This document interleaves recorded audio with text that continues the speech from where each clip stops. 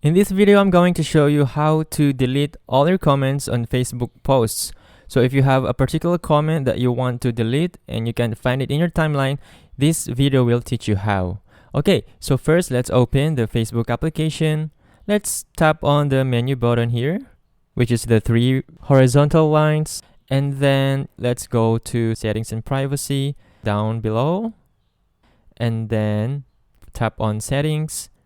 Let's go to our activity log, and then you're going to see filters here.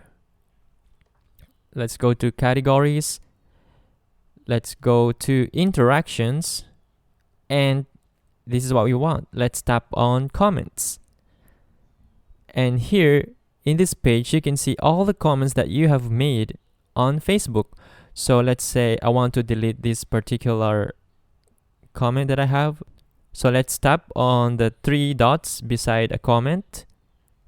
And then from here, you could choose to delete it or view the comment. And that's how you view and delete all your comments on the Facebook posts. If this video helped you out, please consider leaving a like and let me know in the comments if you have any questions. Have a good day.